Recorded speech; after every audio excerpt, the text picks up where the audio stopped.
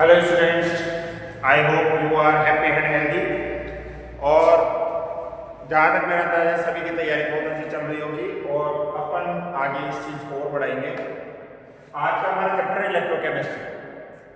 देखिए एनसीईआरटी में जो इलेक्ट्रोकेमिस्ट्री जो चैप्टर था वो पहले तीसरे नंबर पर था, लेकिन कुछ चैप्टर हट जाने के कारण सिलेबस में कौन से नंबर का चैप्टर हो गया, ये दूसरे नंबर का चैप्टर हो गया। ठीक है, तो सबसे पहले तो अपन इसमें समझेंगे कि ये इलेक्ट्रोकेमिस्ट्री कहते हैं किसे, विद्युत रसायन होता क्या है।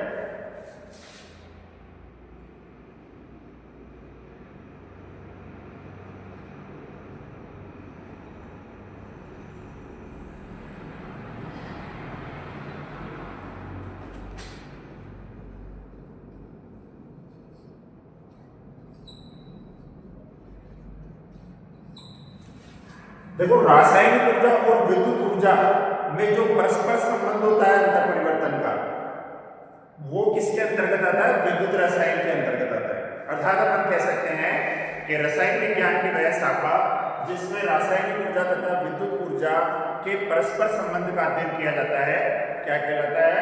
विद्युत रसायन कहलाता है। इसको एक अपन नॉर्मल से एग्जाम्पल के द्वारा समझ सकते हैं। जैसे अपन डेली मोबाइल फोन का यूज करते हैं तो इसमें बैटरी होती है, उसमें कुछ ना कुछ केमिकल होता है, उस केमिकल के द्वारा करंट का फ्लो होता है जिससे कि फोन के सभी फंक्शन काम करते हैं। जैसे ही बैटरी खत्म हो जाती है, फोन के सभी फंक्शन काम करना बंद कर देते हैं। फिर अपन क्या करते हैं? उसके बाद चार्ज में लगाते हैं। जैसे ही करंट फ्लो करेंगे फिर तो बैटरी क्या हो जाएगी? चार्ज हो जाएगी। कुछ रिएक्शन होकर फिर वापस से वही फोन फंक्शन करने लग जाएगा। तो जो अपना मोबाइल फोन है ये वैद्युत रसायन के सिद्धांत पर ही आधारित है। अब जो अपन ये चैप्टर है ये थोड़ा दो पार्ट में पढ़ेंगे, ठीक है। तो फर्स्ट पार्ट में जैसे अपन विद्युत रासायनिक सेल और जो दूसरे प्रकार का सेल है वो विद्युत अपघटनी सेल।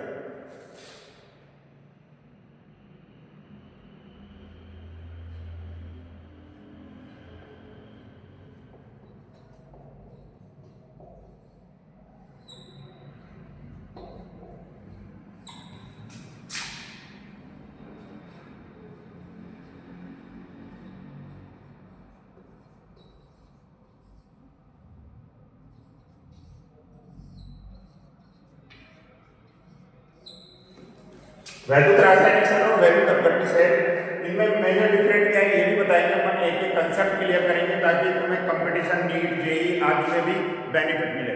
देखो, नीट का तो पूरा पेपर ही 11th-12th की एनसीईआरटी की बुक में से आता है, जेई का भी उसी में से आता है, लेकिन थोड़ा अपन को स्टैंडर्ड हाई करना पड़ता है। अब देखो वैद्युत रासायनिक सेल, इसकी परिभाषा देखो, वह सेल जिसमें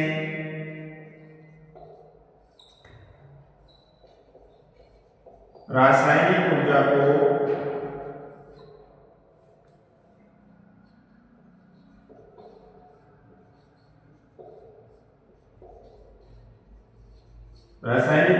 विद्युत ऊर्जा में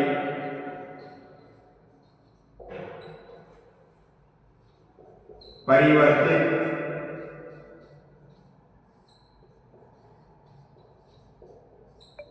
किया जाता है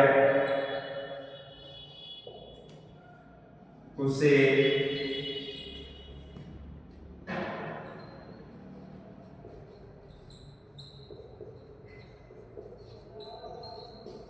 वैद्युत रासायनिक सेल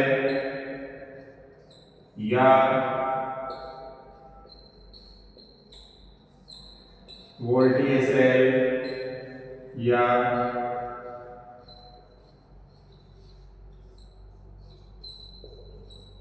गैल्वेनिक सेल कहते हैं, ठीक है ना। तो वह सेल जिसमें रासायनिक ऊर्जा को विद्युत ऊर्जा में परिवर्तित किया जाता है क्या कहलाता है? वैद्युत रासायनिक सेल। इनका अन्य नाम वोल्टेज सेल और गैल्वेनिक सेल भी है। जैसे तुमने देखा होगा किसी बच्चे का घर पे नाम कुछ और होता है, स्कूल में नाम अलग होता है, तो ऐसे ही वैद्युत रासायनिक सेल के दो नाम हो रहा है, वोल्टेज सेल और गैल्वेनिक सेल। जबकि विद्युत अपघटनी सेल में क्या होता है? इसमें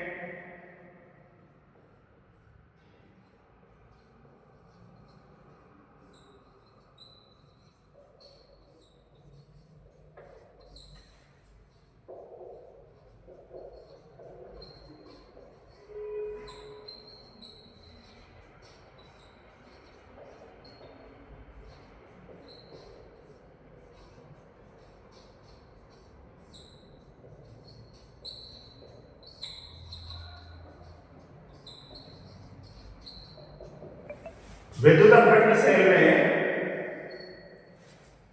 विद्युत ऊर्जा को रासायनिक ऊर्जा में परिवर्तित किया जाता है। अब देखो जो अपना गैलिलिक सेल है, इसका उदाहरण है गैलिलिक सेल।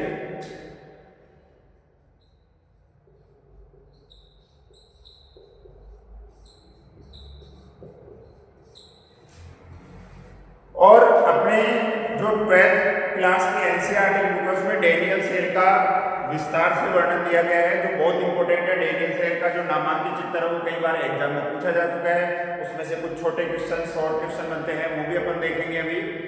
तो अपन डैनियल सेल का विस्तार से अध्ययन करेंगे। अब देखो जो डैनियल सेल होता है इसमें एनोड नेगेटिव होता है। एनोड क्या होता है? नेगेटिव। जबकि जो विद्युत अपघटन सेल होते हैं उसमें एनोड क्या होता है? पॉजिटिव। इस जगह कंफ्यूज मत होना। जो विद्युत रासायनिक सेल में डैनियल सेल आता है उसमें एनोड नेगेटिव होगा और कैथोड पॉजिटिव होगा। जबकि जो विद्युत अपघटन सेल है उनमें एनोड पॉजिटिव होता है और कैथोड नेगेटिव होता है। ओके, ठीक है, एक बार से देख लो इसको, कर दे इसको रेस।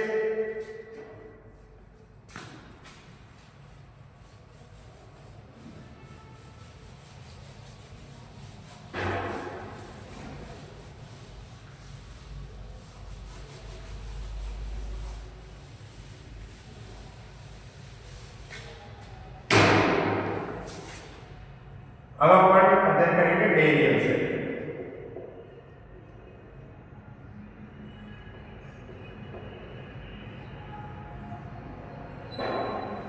अब डैनियल सेल का अपन विस्तार से अध्ययन करेंगे। देखो डैनियल सेल में होता क्या है,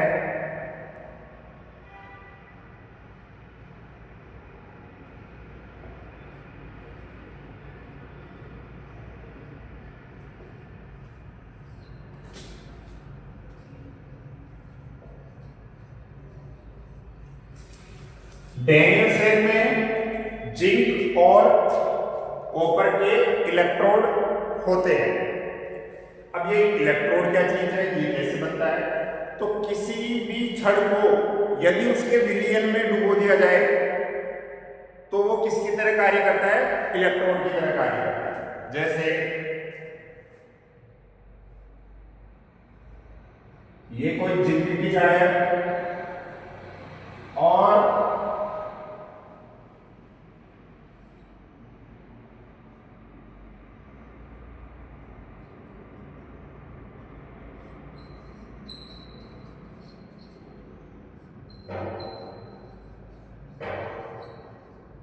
ये जिंक की छड़ है, इसको किस विलयन में डुबा दिया? ZnSO4 के विलयन में, जिंक सल्फेट के विलयन में डुबा दिया तो ये किसकी तरह कार्य करेगा? इलेक्ट्रोड की तरह कार्य करेगा। तो ये समझ में आ गया इलेक्ट्रोड क्या चीज है। चले आगे। तो डैनियल सेल है उसमें कंसेप्ट याद रखना, लोड। डैनियल सेल में कंसेप्ट याद रखना, लोड। अब ये लोड क्या चीज है? देखो ये क्या काम आएगा अपने? एल से है लेफ्ट, ओ से है ऑक्सीडेशन,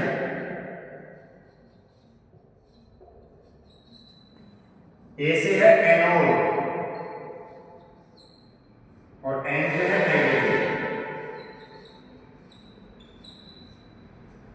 यानी लेफ्ट साइड क्या होगा? ऑक्सीडेशन होगा। लेफ्ट साइड में क्या बोलेंगे? एनोड बोलेंगे। और लेफ्ट साइड क्या होगा? नेगेटिव होगा। एक चीज मैं और तुम्हारी क्लियर कर देना चाहता हूं कि एनोड पे चाहे कोई सा भी सेल हो, विद्युत रासायनिक सेल हो या विद्युत अपघटन सेल हो, एनोड पे हमेशा ऑक्सीडेशन होता है। ठीक है। अब ये लेफ्ट साइड दूसरे से क्या कराएगा? राइट। राइट पे क्या होगा? रिडक्शन।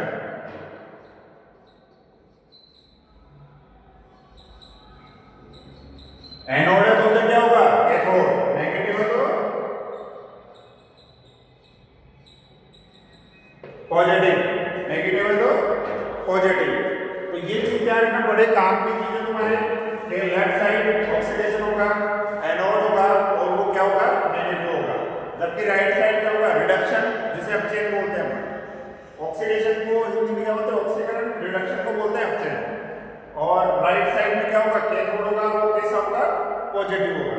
अब ये ऑक्सीकरण और अपचयन अपन 10th क्लास से पढ़ते आ रहे हैं, लेकिन फिर भी मैं छोटा सा ब्रिज में बता देता हूं आपने। यहाँ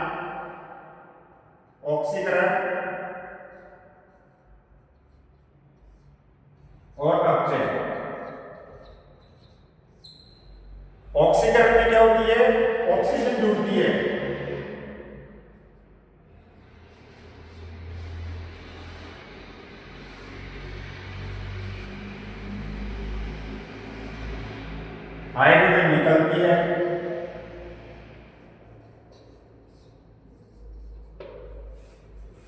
इलेक्ट्रॉन निकलता है,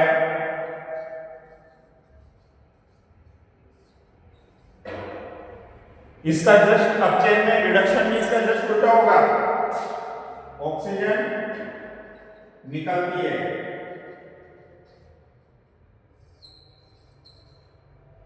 हाइड्रोजन जुड़ती है,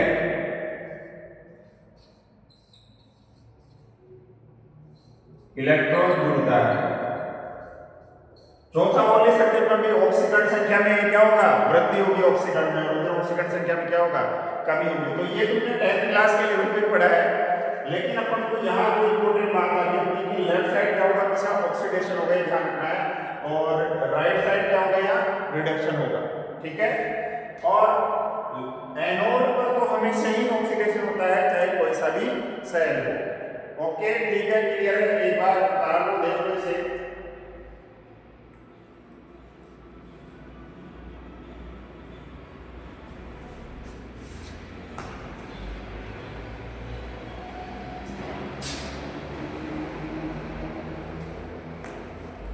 चले आगे, कर दे रहे इसे।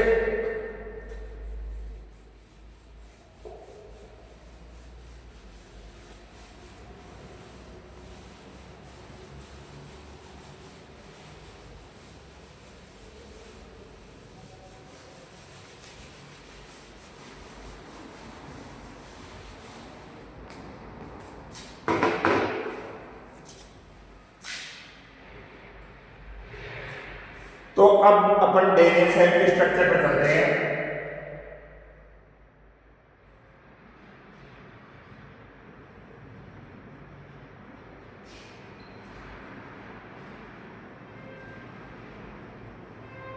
ये क्या है, जिंक की छड़।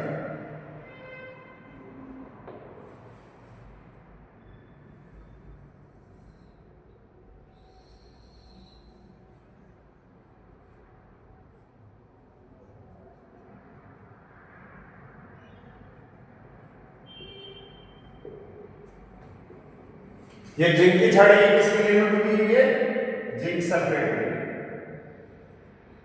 ZnS, ठीक है। ऐसे ही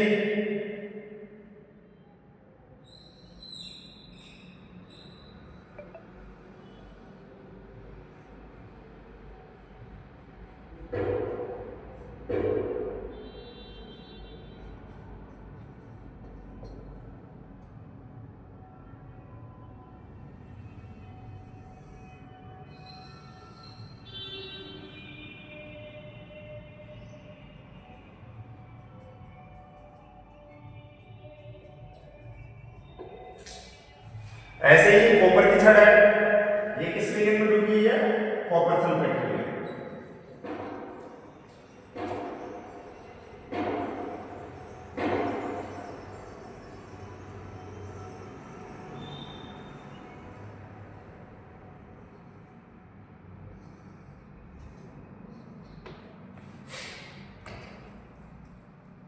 तो ये गैल्वेनोमीटर है, ठीक है, जो इलेक्ट्रॉनों की दिशा बताएगा कि किधर करंट फ्लो हो रहा है, ठीक है ना।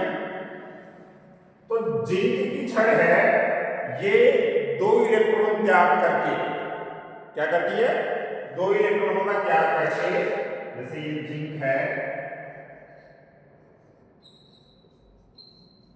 इसने 2 इलेक्ट्रॉन त्याग दिए और किसमें कन्वर्ट हो गया, Zn+2 में। तो ये पार्ट कौन सा कहलाएगा, एनोड, और कैसा होगा ये, नेगेटिव। ये पार्ट क्या कहलाएगा, कैथोड,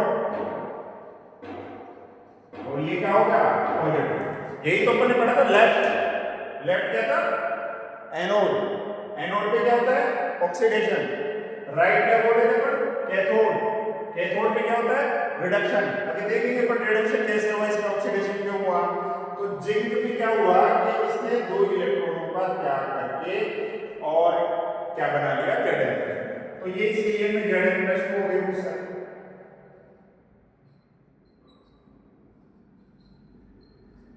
ऐसे ही जो कॉपर सल्फेट के केंद्र में इसमें Cu+2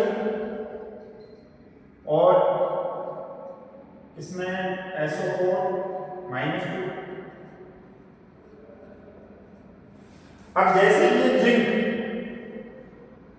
Zn+2 में कन्वर्ट होता है तो इलेक्ट्रॉनों का फ्लो यहां से इलेक्ट्रॉन जाएंगे।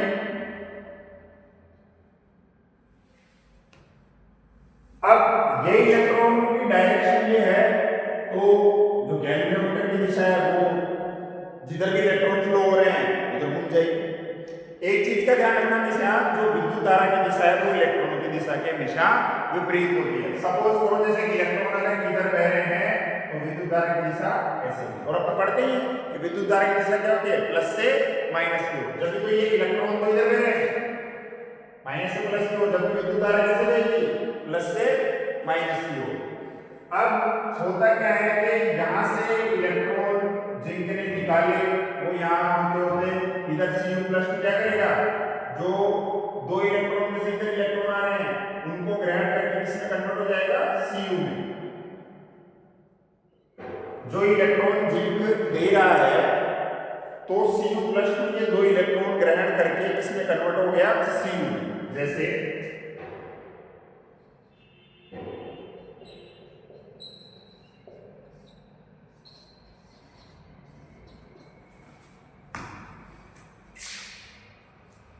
तो Cu+2 ने जो जिंक ने इलेक्ट्रॉन दिए उसे ग्रहण किया और किसमें कन्वर्ट हो गया, Cu में।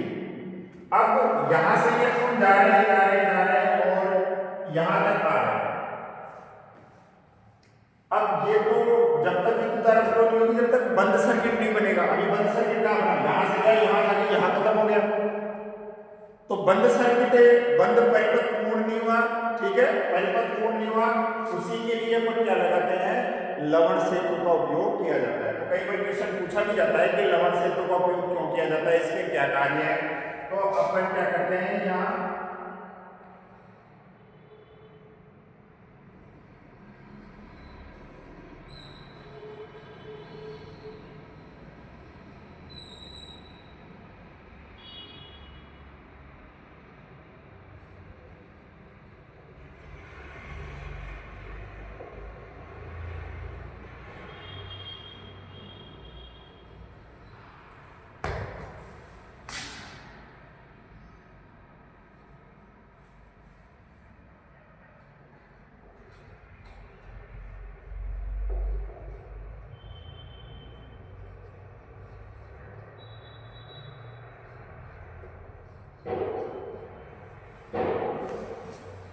तो इस परिपथ को पूर्ण बनाने के लिए अपन किसका उपयोग करते हैं, लवण सेतु। ये लवण सेतु में यहाँ नीचे अगर अगर का जेल बना रहता है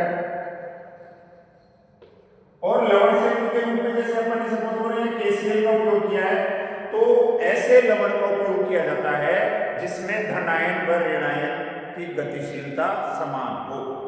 यानी लवण सेतु में ऐसे लवण का उपयोग किया जाता है जिसमें पॉजिटिव और जो नेगेटिव आयन है उनकी गतिशीलता क्या हो, समान हो।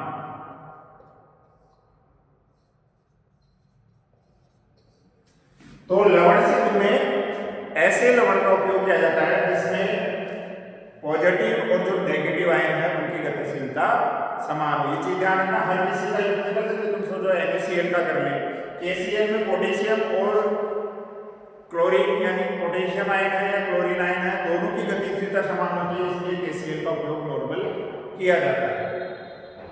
अब एक्चुअली होता क्या है कि यहाँ Zn+2 बहुत एक्सेस मात्रा में हो गया, सपोज करो यहाँ Zn+2 एक्सेस मात्रा में हो गया, तो जब भी कोई चीज एक्सेस मात्रा में हो जाती है तो वो नुकसानदायक होती है, चाहे वो कोई सी भी हो। चाहे अपन ने ज्यादा खाना खा लिया हो नुकसानदायक, उसका बाहर निकालना फिर बहुत जरूरी हो जाता है। जैसे मान लो कभी कभी ज्यादा खा ले तो मोबिलिटी भी हो जाती है। तो यहाँ भी Zn+ इलेक्ट्रॉन तैयार की जाएंगे, Zn+2 बनता जाएगा, तो यहाँ Zn+2 की मात्रा क्या हो जाएगी, बहुत ज्यादा हो जाएगी। तो अब इस Zn+2 की मात्रा को कंट्रोल कैसे करें, तो जो ये Cl आयन है, कौन सा है, Cl आयन है, ये इधर जाता है और ZnCl2 के रूप में यहाँ नीचे जमा हो जाता है। ZnCl2 के रूप में क्या हो जाएगा, नीचे जमा। Cl आयन जाएगा इधर Zn के पास और ZnCl2, भाई पॉजिटिव के पास नेगेटिव वाला जाएगा तो Cl इधर जाएगा और ZnCl2 के रूप कन्वर्ट हो जाएगा। ऐसे ही यहाँ SO4 आयन बढ़ते जाएंगे क्योंकि Cu+ तो 2 इलेक्ट्रॉन ग्रहण करके तो यहाँ Cu के रूप में जम गए। अब जो SO4 की मात्रा अधिक है इसको कंट्रोल कैसे किया जाए, तो यहाँ से पोटेशियम आयन चलेंगे और K कौन सा चार्ज होता है पॉजिटिव, तो ये कहाँ लगेगा नेगेटिव की तरफ और ये K2SO4 के रूप में LRT में जमा हो जाएगा। इस रूप में हो जाएगा K2SO4 के रूप में जमा हो जाएगा। तो इस तरह से अब देखो बंद परिपथ हो गए ये यहाँ, अब परिपथ बंद हो गया पूरा। अब परिपथ क्या हो गया, बंद परिपथ हो गया जिससे इलेक्ट्रिक बह सकती है। तो इसमें कोई दिक्कत है क्या, मेरे हिसाब से बहुत अच्छी तरह समझ में आ गया होगा। और यदि फिर भी कोई प्रॉब्लम हो तो आप कमेंट बॉक्स में लिख सकते हैं, उसे वापस सॉल्व किया जाएगा, ठीक है। अब यहाँ लवण सेतु का काम क्या है, यहाँ लवण सेतु का काम क्या है,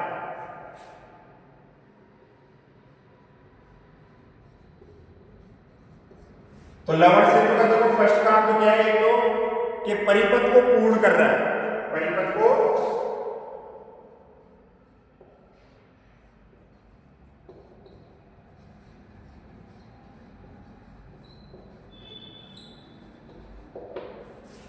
क्या कर रहा है, पूर्ण कर रहा है। दूसरी बात उदासीनता बनाए रखा है, जैसे Zn+ बहुत ज्यादा हो गए थे तो Cl ने क्या करा, Zn बना के जमा दिया, तो ये क्या करता है उदासीनता बनाए रखता है।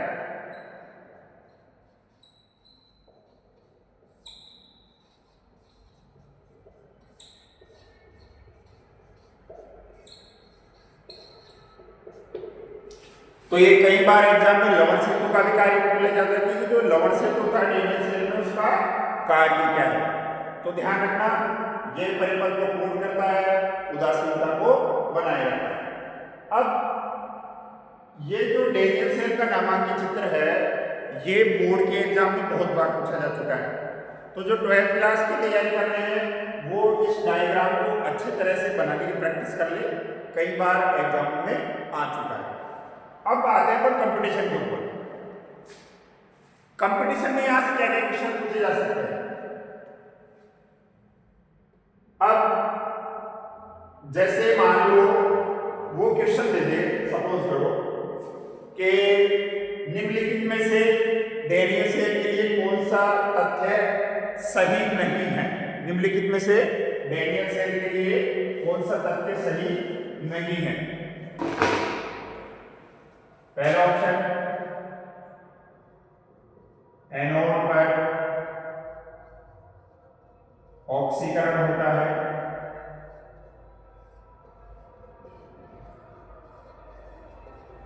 दूसरा ऑप्शन एनोड नेगेटिव होता है,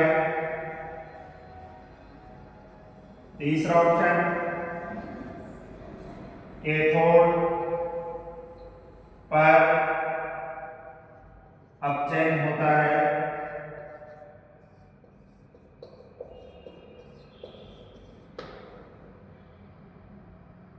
चौथा ऑप्शन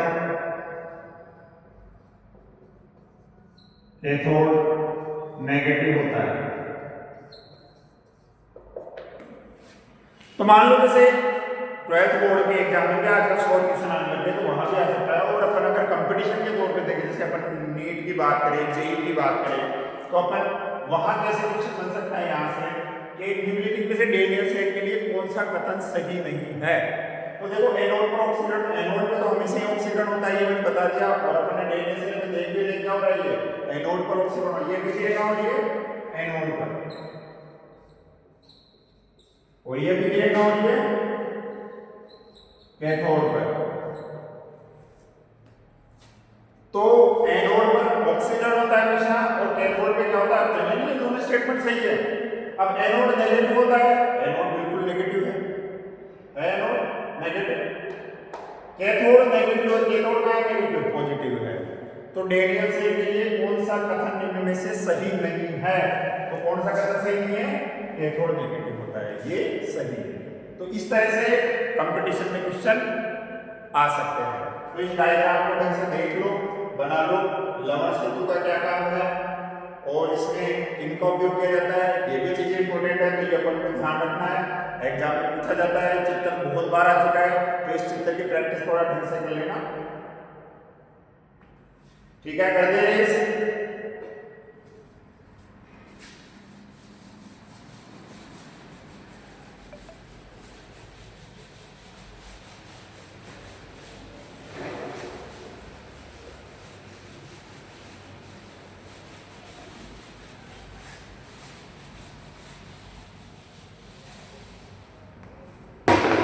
अभी अपन ने बात की एनोड। एनोड पर क्या हो रहा है? ऑक्सीकरण।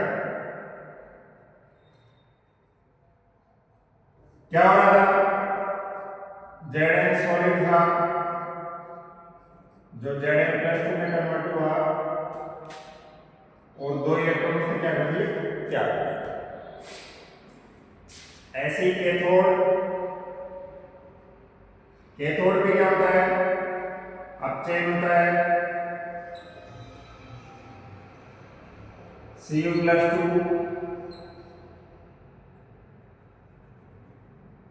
2 इलेक्ट्रॉन ग्रहण किए और किसमें कन्वर्ट हो गया? Cu। तो जो अलग अलग इलेक्ट्रोड पर हो रही है विक्रिया उसे अर्ध विक्रिया ही कहते हैं। जैसे अपन इसको क्या बोलेंगे? ऑक्सीकरण अर्ध विक्रिया। इसको क्या बोलेंगे?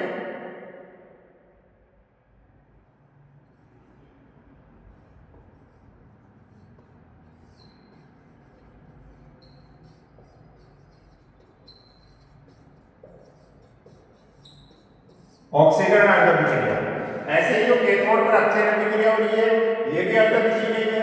ये क्या कहलाएगा? अपचयन अर्ध विक्रिया।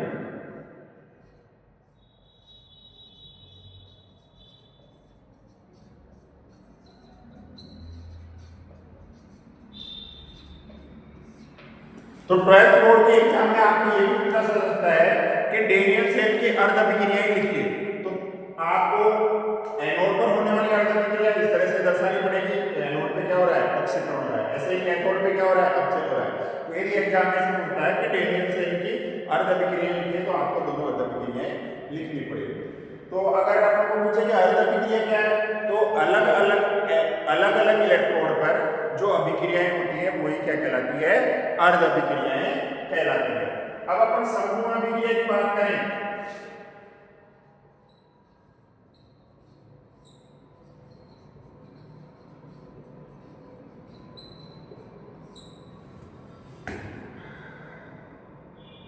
तो 2 इलेक्ट्रॉन से देखो, 2 इलेक्ट्रॉन करते हैं।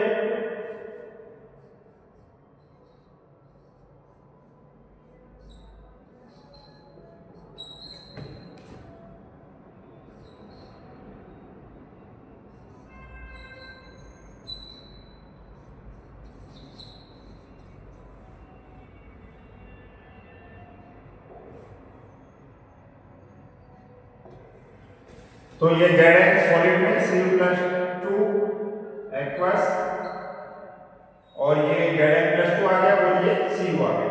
यानी Zn तो किसमें कन्वर्ट हो गया? Zn+2। तो ये तो क्या हो रहा है? ऑक्सीकरण।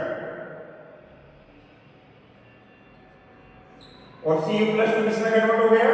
Cu में। तो ये क्या हो रहा है? अपचयन। तो एक तरह से कैसी अभिक्रिया हो गई डेनियल सेल की? रेडॉक्स अभिक्रिया। पढ़ा हमने 10th में 11th में भी कि रेडॉक्स अभिक्रिया किसे कहते हैं? तो वे अभिक्रियाएं जिनमें ऑक्सीकरण तथा अपचयन अभिक्रियाएं एक साथ होती है वो क्या कहलाती है? रेडॉक्स अभिक्रियाएं कहलाती है। तो इस तरह से जो डेनियल सेल की अभिक्रिया है वो कैसी अभिक्रिया है? एक तरह से रेडॉक्स अभिक्रिया।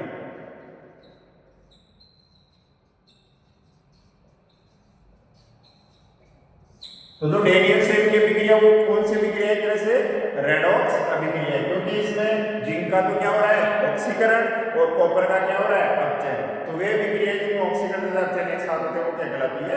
रेडॉक्स अभिक्रिया कहलाती है।